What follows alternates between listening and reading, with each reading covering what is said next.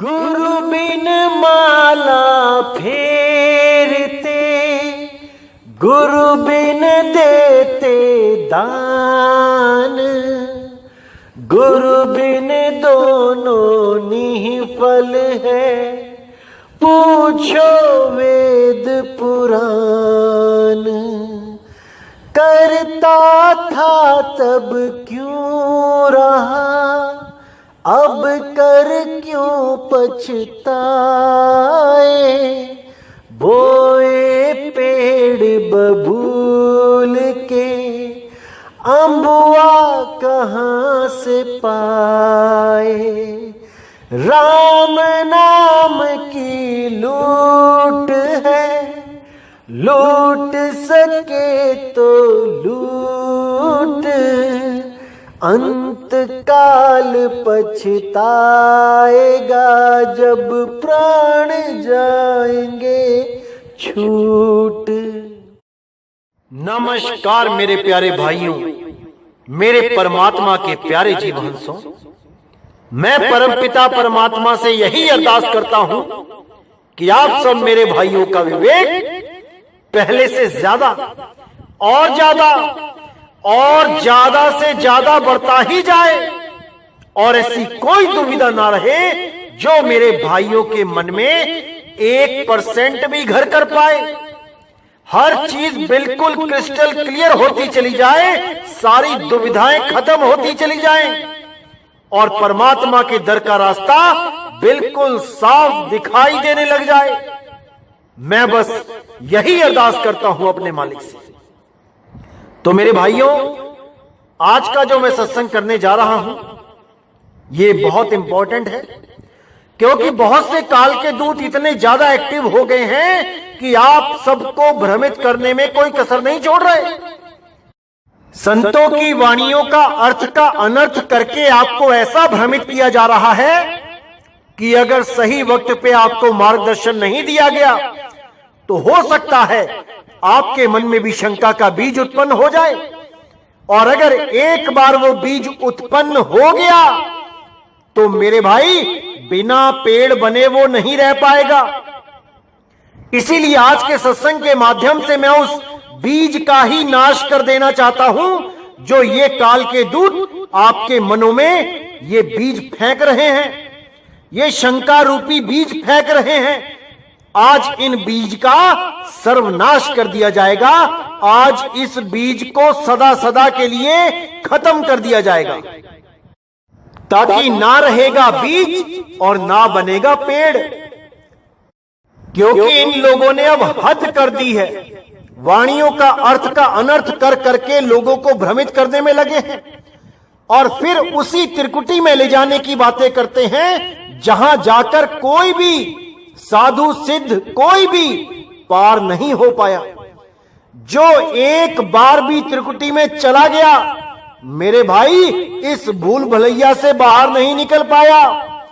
इसी भूल भलैया में ही मन और माया ने उसको ऐसा नाच नचाया कि वो 1,84 में चला गया।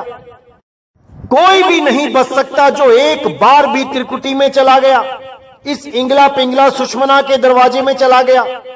याद रखना मेरे भाइयों, कबीर साहब का असली मार्ग, असली चाल कबीर साहब की विहंगम चाल है।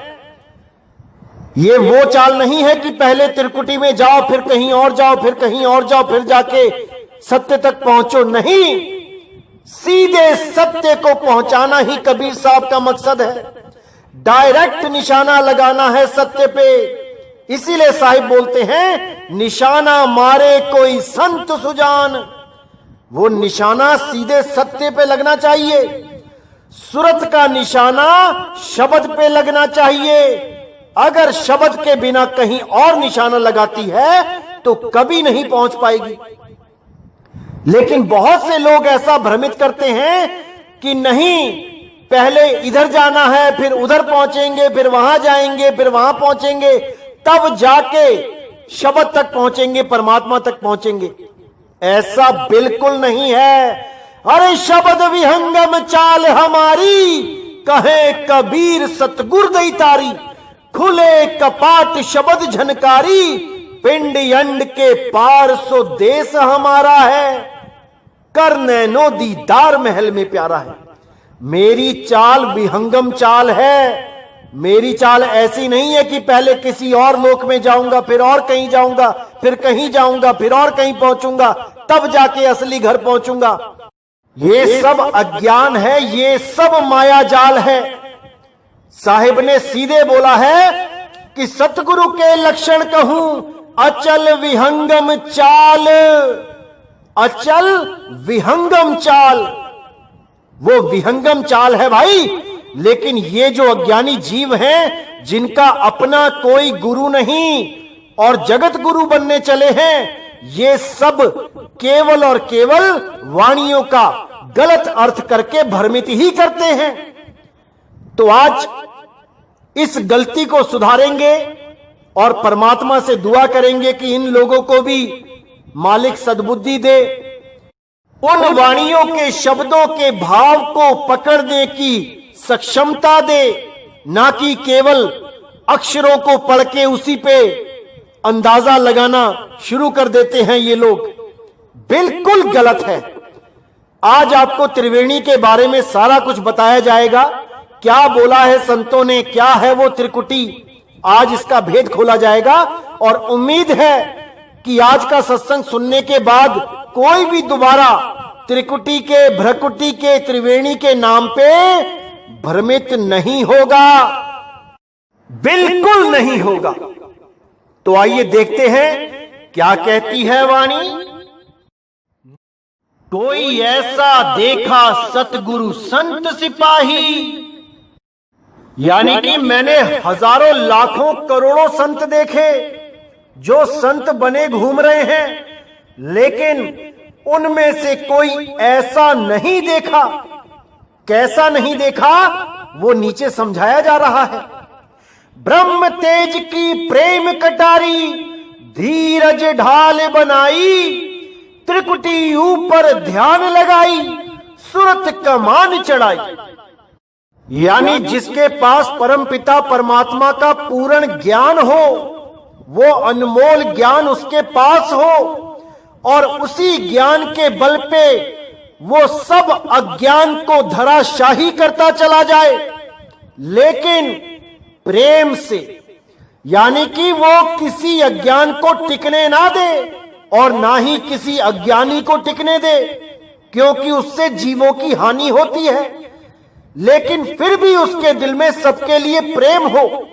वो यही चाहता हो कि जो अज्ञानी जीव है, जो ये काल के दूत भरमाने के लिए बैठे हैं, इनका भी कल्याण हो जाए, ये भी मूल ज्ञान को समझ जाएं और अपना कल्याण करें, ना कि दूसरों को भी उलझाएं और खुद भी पाप के भागीदार बने। इसीलिए साहिब ने बोला है, झूठा गुरु अजगर बने, 184 जाए, सब संगत चींटी बने, नोच नोच के खाए। ये जितने झूठे गुरु बैठे हैं, अधूरे गुरु बैठे हैं, ये सब अजगर जून में जाएंगे। और इनकी जो लाखों करोड़ों की संगत है, जो इस झूठे ज्ञान को ही सत्य ज्ञान मान के बैठी है, जो हमारे सत्संग सुनने के बाद भी इतनी हिम्मत नहीं जुटा पा रही है कि उस अधूरे गुरु को छोड़ के आगे बढ़ जाएं, वो सब चींटी बनेंगे और अगली जून में जाएंगे, 84 लाख में जाएंगे, और उस गुरु को, उस अजगर को नोच नोच के खाएं। उसको नोच नोच के खाएंगे। इसलिए खाएंगे कि उस गुरु ने इनका मनुष्य चोला बर्बाद कर दिया, इनका मानुष जन्म बर्बाद कर दिया। आज तो ये कुछ नहीं कह सकते उस गुरु को, क्योंकि ये सारे गुरु अभी तो जेड सिक्योरिटी में बैठे हैं, बड़े बड़े गनमैन लेके बैठे हैं, बहुत सारे बॉडीगार्ड लेके बैठे हैं। लेकिन जब ये गुरु अजगर बन के जंगल में अकेला लेटम लेट कर रहा होगा, तब चींटियां आके इसको तोड़ तोड़ के खाएंगी, तब इसको कोई बचाने वाला नहीं होगा। और ये पल पल रोएगा, अरदास करेगा मालिक से कि हे मेरे मालिक, मुझे बचाओ, अगली बार मैं किसी का जन्म बर्बाद नहीं करूंगा। तो भाई, वैसा समय आ जाए उससे पहले ही चेत जाओ, नहीं तो कुछ हाथ पल्ले नहीं रह जाएगा। अभी ये सत्संग किया जा रहा है, इसको समझो बूझो और सत्य को जान जाओ, सत्य को परख लो। नहीं तो अगर एक बार ये समय हाथ से निकल गया तो कुछ नहीं बचेगा मेरे भाइयों, कुछ नहीं बचेगा। अभी मनुष्य चोला मिला है, पूरा विवेक कर लो, पूरा ज्ञान समझ लो, ये बार बार मौका नहीं मिलेगा। तो कहते हैं ब्रह्म तेज की प्रेम कटारी, धीरज ढाल बनाई, यानी वो ब्रह्म तेज की कटारी से सारे अज्ञान को काट देगा, लेकिन फिर भी सबसे प्रेम करेगा, सबका भला चाहेगा। धीरज ढाल बनाई, यानी उसके पास जो ढाल होगी वो धीरज की होगी। उसको बहुत से लोग उलट पुलट बोलेंगे, गालियां देंगे, उसको बदनाम करने की कोशिश करेंगे, ऊंचा नीचा बोलेंगे, पूरा जोर लगा देंगे कि वो क्रोध में आ जाए, लेकिन धीरज ढाल बनाई, उसकी ढाल धीरज होगी। वो कभी किसी को पलट के जवाब नहीं देगा, भले उससे कोई 100 गालियां निकाल दे। लेकिन अगर कोई जीवों की हानि करेगा, जीवों को 84 में ले जाने की बात करेगा, झूठा ज्ञान देने की कोशिश करेगा, तो वो बख्शेगा भी नहीं, क्योंकि उसके पास प्रेम कटारी भी है। तो आगे कहते हैं त्रिकुटी ऊपर ध्यान लगाई, सूरत कमान चढ़ाई। अब ये जो त्रिकुटी है, जो सामने लिखा दिख रहा है, इसको पढ़ के ही लोग भ्रमित हो जाते हैं कि कबीर साहब तो त्रिकुटी में जाने की बात कर रहे हैं। बहुत से लोगों से अगर आप इस वाणी का अर्थ पूछेंगे तो त्रिकुटी ऊपर को क्या बोलेंगे ये लोग, कि त्रिकुटी में। इतनी शातिराना, इतनी चालाकी से ये वाणी का अर्थ ही घुमा देंगे। ऐसे काल के दूतों से सावधान रहना है मेरे भाइयों, सावधान। कीचड़ के ऊपर और कीचड़ में, इन दोनों में जमीन आसमान का अंतर है। लेकिन इन अज्ञानी लोगों को त्रिकुटी के बाद ऊपर लिखा हुआ नहीं दिखाई दे रहा। ये त्रिकुटी ऊपर को त्रिकुटी में बना देते हैं। यही इन चालाक काल दूतों की शातिराना चाल है। इसको आपने अच्छी तरह समझना है, इनको पकड़ना है। अगर अभी नहीं पकड़ोगे तो कभी नहीं पकड़ पाओगे, और अगर एक बार भ्रमित हो गए तो मेरे भाई दोबारा मौका नहीं मिलेगा सही रास्ता अपनाने का। अभी चेत जाओ, अभी समझ जाओ क्या बताया जा रहा है। तो साहिब कहते हैं त्रिकुटी ऊपर ध्यान लगाई, त्रिकुटी में नहीं, त्रिकुटी के ऊपर। वो गुप्त भेद है, वो सतगुरु बताता है, वो सतगुरु लिखाता है कि कहां ध्यान लगाना है। और ये जितने भी अज्ञानी हैं, ये सब त्रिकुटी में ध्यान लगा देते हैं। यही इनकी मूर्खता है और यही इनका 84 में जाने का कारण बनेगा। ये खुद तो जाएंगे ही और साथ में अपने शिष्यों को भी लेके जाएंगे, क्योंकि इनका अपना तो कोई गुरु है नहीं जो इनका कान पकड़ के इनको समझा सके कि तुम गलत सोच रहे हो, तुम गलत भाव पकड़ रहे हो। ये मनमुखी हैं, ये अपने मन के द्वारा चलते हैं, इनका कोई गुरु नहीं है। तो मनमुखी जीव दूसरों को गुरुमुखी नहीं बना सकता, एक मनमुखी दूसरे को मनमुखी ही बना सकता है। ये लोग बात करते हैं कि कबीर साहब का भी कोई गुरु नहीं था, उनको अपने आप से ज्ञान हो गया था, ऐसे ही हमें भी अपने आप से ज्ञान हो गया है। अरे भाई, कबीर साहब का मुकाबला करना छोड़ दो, वो तो बिना मां बाप के आए हैं, बिना लाश छोड़े गए हैं। क्या तुम वो कर सकते हो? तुम बड़ी बड़ी बातें करते हो। ये अज्ञानता भरी बातें करना बंद कर दो। समाज जाग चुका है, नीर चीर का निबेड़ा कर रहा है। अब इन काल दूतों के दाव पेच में कोई भोला जीव नहीं आएगा। हर चीज आज क्लियर कर दी जाएगी, हर चीज समझा दी जाएगी। तो कहते हैं त्रिकुटी ऊपर ध्यान लगाई सूरत कमान चढ़ाई। अब देखिए, आप खुद विचार कीजिए कि सूरत कमान चढ़ाई। कमान क्या होता है? जैसे तीर कमान होता है, कमान पे तीर को चढ़ाया जाता है और निशाना सीधा लगाया जाता है लक्ष्य पे।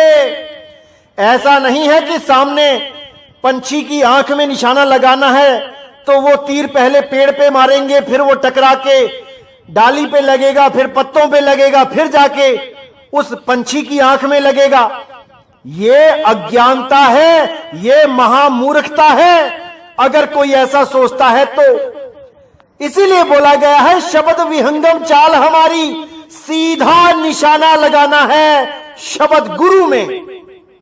सूरत को सीधा तानना है शब्द गुरु में। जैसे सूरत कमान चढ़ाई, सूरत को कमान पे चढ़ा लो और कहां पे भेजना है लक्ष्य को? शब्द गुरु में, ना कि त्रिकुटी में। और वो शब्द गुरु कहां है? त्रिकुटी के ऊपर। वो गुप्त भेद है, वो तब समझाया जाता है जब नामदान की बख्शिश होती है। जब तक नामदान की बख्शिश ना हो जाए, इस भेद को कोई जान ही नहीं सकता, इस भेद को कोई समझ ही नहीं सकता। तो मैं और भी आपको वाणियां दिखाता हूं जहां त्रिवेणी के बारे में क्या बोला गया है, त्रिकुटी के बारे में क्या बोला गया है, ताकि आप सबके भ्रम टूट जाएं, सारे भ्रम खत्म हो जाएं और सत्य को आप भली भांति समझ सके। तो क्या कहती है वाणी?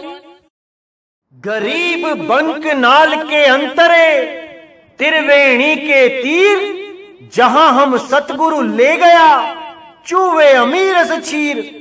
गरीब बंक नाल के अंतरे, त्रिवेणी के तीर, जहां हम सतगुरु ले गया, बंदी छोड़ कबीर। अब जो अधूरे संत हैं, जो अज्ञानी जीव हैं, जो खुद ही गुरु बन के बैठे हुए हैं YouTube चैनलों पर, इस वाणी को दिखा के क्या कहते हैं कि देखो क्या लिखा है, त्रिवेणी लिखा है, त्रिवेणी में ही जाना है, त्रिकुटी लिखा है, त्रिकुटी में ही जाना है।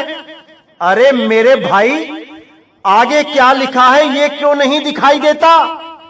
त्रिवेणी के तीर, ये तीर का क्या मतलब है ये क्यों नहीं समझ में आता आप लोगों के? त्रिवेणी के तीर का मतलब है त्रिकुटी के पार। त्रिकुटी में नहीं जाना है, उसके पार जाना है। जैसे बोला जाता है नदिया के तीर, तो इसका मतलब ये नहीं कि नदी में छलांग मार देनी है, इसका मतलब है नदी के पार जाना है। और कैसे जाना है? विहंगम योग से जाना है, विहंगम चाल से जाना है, ना कि नदी में छलांग मार देनी है। ऐसे ऐसे अधूरे गुरु बैठ गए हैं यहां पे कि जीवों का निकलना दुश्वार कर दिया है। जो भी अविवेकी जीव होता है वो इन गुरुओं के जाल में फंस ही जाता है। लेकिन मेरे भाइयों, आपने ऐसी गलती नहीं करनी है। हर वाणी को अच्छी तरह समझना है कि वाणी कहना क्या चाह रही है। इन अधूरे गुरुओं का कुछ नहीं जाएगा, जाएगा तो आपका जाएगा। ये अनमोल जन्म बर्बाद करने के लिए ही ये यहां पे आए हुए हैं और ये कोई कसर नहीं छोड़ेंगे आपको भ्रमित करने के लिए, क्योंकि ये आपको त्रिकुटी में ले जाने के लिए ही बैठे हैं। और जैसे ही आप त्रिकुटी में जाओगे, इन्हीं का चेहरा आपके सामने आ जाएगा। ये काल निरंजन इन्हीं के रूप में आपको दर्शन दे देगा और ये सतगुरु बन के बैठ जाएंगे आपके सिर पे। इसलिए मेरे भाइयों, अच्छी तरह समझ लो, इस काल जाल को समझ लो। गरीब बंक नाल के अंतरे, त्रिवेणी के तीर, त्रिवेणी के पार जाना है, त्रिवेणी में नहीं जाना है। जहां हम सतगुरु ले गया, बंदी छोड़ कबीर। जहां पर केवल और केवल बंदी छोड़ कबीर साहब ले जा सकते हैं। नहीं तो आज तक जितने भी जपी तपी सन्यासी, जितने भी ऋषि मुनि पीर पैगंबर आए, सबने त्रिकुटी का रास्ता दिखाया, सबने त्रिकुटी का रास्ता दिखाया, त्रिवेणी में ही ले गए। और उसी में गोता खिलवा के जन्म बर्बाद कर दिया। जाना कहां था? त्रिवेणी के तीर विहंगम चाल से जाना था। उस जहाज पे बैठ के जाना था जो सीधा पार कर देता है। अरे नानक नाम जहाज है, चढ़े सो उतरे पार। उस जहाज पे चढ़ो और पार उतर जाओ। कहीं रुकने की जरूरत नहीं है, कहीं ध्यान लगाने की जरूरत नहीं है, सीधे शब्द में ध्यान लगाना है। अरे धुन में ध्यान, ध्यान में जाना, गुरुमुख अकत कहानी। उस अखंड नाद को समझ लो मेरे भाई, जो 52 अक्षरों से परे है, जो आदि अक्षर है, इन 52 से परे है। सोई गुरु पूरा कहावे, जो 2 अक्षर का भेद बतावे। एक छुड़ावे एक लखावे, तब प्राणी निज घर को जावे। इन 52 अक्षरों को छुड़वा देवे। ये ओम सोहम सत्य कबीर, ये राम अल्लाह वाहेगुरु गॉड, ये सब नाम छुड़वा देवे और उस असली राम, उस अकह अनाम, उस अखंड राम को जाने, उस असली वाहेगुरु को पहचाने, जिसको प्राप्त करने से केवल वाह वाह निकलता है मुंह से, लेकिन प्राप्त करने के बाद, पहले नहीं कि कोई पहले ही जपने लग जाए वाह गुरु वाह गुरु। अरे आनंद आने के बाद ऑटोमेटिकली अपने मुंह से निकलता है वाह। उस वाह की तलाश है मेरे भाई, इन नामों की, इन अक्षरों की तलाश नहीं है।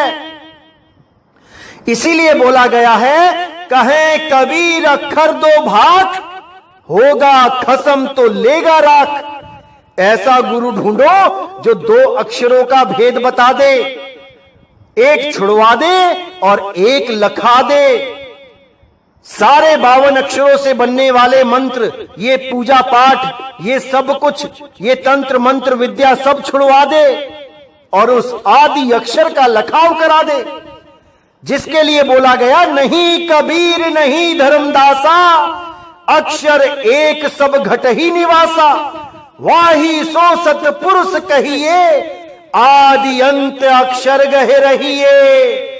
उसी अक्षर को आदि अंत तक ग्रहण करके रखना है, तभी मुक्ति मिलेगी मेरे भाई, नहीं तो 184 तैयार है। तो बिल्कुल भ्रमित नहीं होना है मेरे भाइयों, एक एक चीज को समझ जाना है। ये मानुष जन्म अनमोल है, मिले ना बारंबार, तरवर जो पत्ता गिरे बहुर ना लागे डार। ये दोबारा नहीं मिलेगा, इसी जन्म में समझ लो मेरे भाइयों, समझ लो। बार बार कोई समझाने वाला नहीं आएगा, अच्छी तरह समझ लो मेरे भाई। तो इसी त्रिकुटी का जाल तोड़ते हुए गरीबदास जी महाराज फिर कहते हैं, पिंड ब्रह्मांड में सिंध न्यारी कहूं, त्रिकुटी भ्रिकुटी नहीं दसमा। हद बेहद के मध्य निज महल है, रोशनी सेज बिन देख चश्मा। यानी ये पिंड ब्रह्मांड से सिंध न्यारी कहूं, उस परम पिता परमात्मा रूपी सागर को पिंड ब्रह्मांड से न्यारा है वो, उसको न्यारा कह रहा हूं मैं।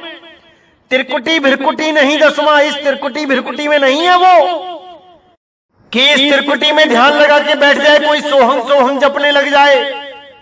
इससे कुछ नहीं मिलने वाला भाई, जन्म बर्बाद ही होना है।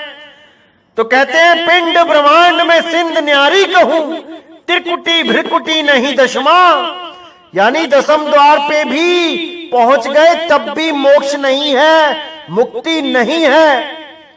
हद बेहद के मध्य निज महल है, रोशनी सेज बिन देख चश्मा। यानी हद और बेहद के मध्य में है वो।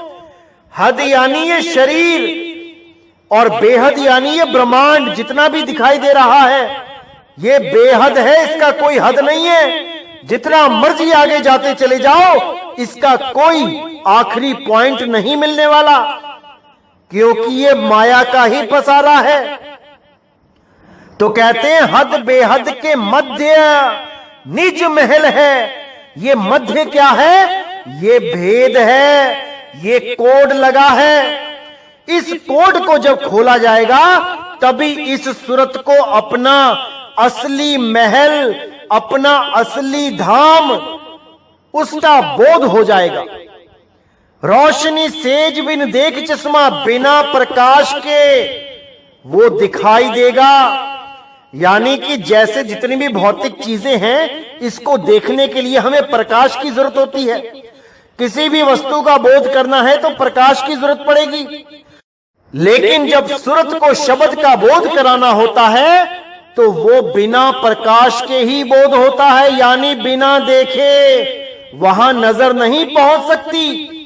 कि कोई सोचे कि एक छुड़ाए एक लखाए का मतलब होता है कि वो लखा देना, दिखा देना। वो देखने दिखाने वाली चीज नहीं है मेरे भाई, वो अनुभव का विषय है, वो आनंद का विषय है। आनंद देखा नहीं जाता, आनंद अनुभव किया जाता है। तो मेरे भाइयों, इस तिरकुटी के चक्कर में नहीं पड़ना है। ये तिरकुटी भिरकुटी में कुछ नहीं मिलने वाला। वाणियों को समझो, वाणियों के भाव को समझो, केवल अक्षरों के चक्कर में मत पड़ो। नहीं तो ये अधूरे गुरु ऐसे ही भ्रमित करते रहेंगे और 1,84 में आपको बार बार गोता खाना पड़ेगा। इसीलिए मेरे भाइयों, हर चीज को समझो, विवेक शक्ति को बढ़ाओ। मालिक से अरदास किया करो कि हे परमात्मा, मेरी विवेक शक्ति में बढ़ोतरी करो। मुझे इतना विवेक दे दो, इतना विवेक दे दो कि कोई भी अज्ञानी गुरु मुझे भ्रमित ना कर पाए, कोई भी काल का दूत मुझे भ्रमित ना कर पाए। हे बंदी छोड़, मुझे बस इतनी विवेक शक्ति प्रदान कर दो कि मैं अपना जन्म सफल कर सकूं, इन अधूरे गुरुओं के चक्कर में अपना जन्म बर्बाद ना कर दूं। बस मुझे इतना विवेक दो मेरे मालिक, और मुझे कुछ नहीं चाहिए। तो मेरे भाइयों, अच्छी तरह हर चीज को समझना है। एक एक वाणी में बहुत गहरे रहस्य छुपे हैं। 2020 के अंत तक सारे रहस्य खोल दिए जाएंगे।